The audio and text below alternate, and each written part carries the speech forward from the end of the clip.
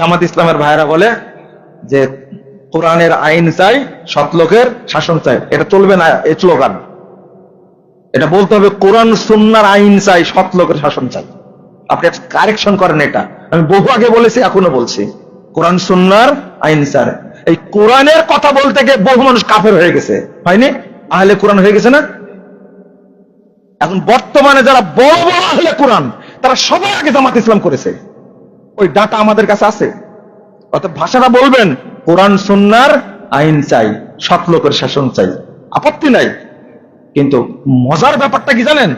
আপনি দুইটাকে মিক্সার করে একটা গাড়ি তৈরি করবেন। আল্লাহ কি বলছেন? উলাইকা হুমুল কাফিরুনা হাক্কা, এরাই অরিজিনাল কাফের। ওই অমুসলিম কাফের, মুশরিক অরিজিনাল কাফের না। যারা ইসলাম এবং কুফুরকে অ্যাড করে, তাওহীদ এবং তাগুতকে মিক্সচার করে, আল্লাহ তাদের ব্যাপারে বলছেন এরাই হলো অরিজিনাল কাফের। দুইটা মিক্সচার করা যাবে কোনো দিনই না। ঈমানের সাথে কুফুরকে মিশ্রণ করা যাবে না, তাওহীদের সাথে তাগুতকে মিশ্রণ করা যাবে না। আপনি কিভাবে সাহস রাখেন?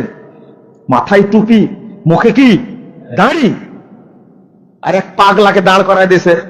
ওই যে পাগলা, একটা কুষ্টিয়ার এক পাগলা বলছে নবী মোহাম্মদ সাল্লাল্লাহু আলাইহি সাল্লামের তারা বার্তাবাহক সাংবাদিক ছিলেন, আর আপনারা সাংবাদিক, আপনাদের মর্যাদা একটু বেশি। জামাত ইসলাম আর কোন লোক পায়নি ওই পাগলাকে ছাড়া। কথা কি বুঝতে পারেননি? আপনি ইসলামী দল, ইসলামকে গোটাই নষ্ট করে ফেলেছেন আপনি। মাঝখানে আমাদের একটা মিটিং হয়েছিল তাদের সাথে, আমাদের অফিসে গেছিলেন। আমরা কিছু গঠনমূলক পরামর্শ দিয়েছিলাম এই পাগলাগুলোকে ছাড়ার জন্য। একবার বলে সালাতে আদায় করে মানুষ জান্নাতে যাবে, এর কথা আমি পাইনি, পড়াইনি, ও কিভাবে পাবে? আর বলছে আহলে হাদিসরা হলো আহলে খবিশ, বলেছেন এটা। এক একটা কথা বলছে, আর ওই পাগলাকে পেয়েছে জামাত ইসলাম, আর কাউকে পাইনি।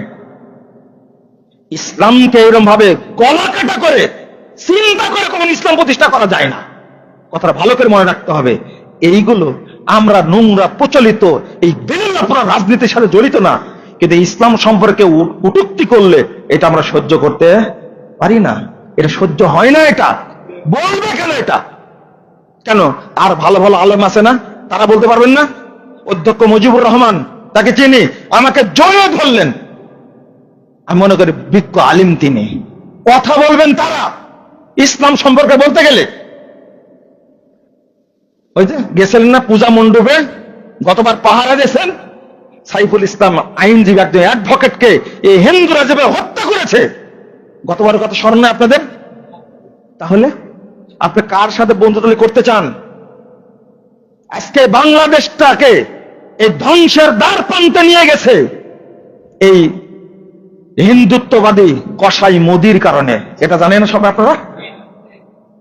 বাংলাদেশের অবস্থাটা এই পর্যায়ে গিয়ে যাওয়ার কারণটা কি? একটা বিশাল শক্তিশালী রাষ্ট্র, তিন রাষ্ট্রের একটা রাষ্ট্র যদি ছোট্ট রাষ্ট্রকে চেপে ধরে, এই রাষ্ট্রের কিছু করণীয় থাকবে?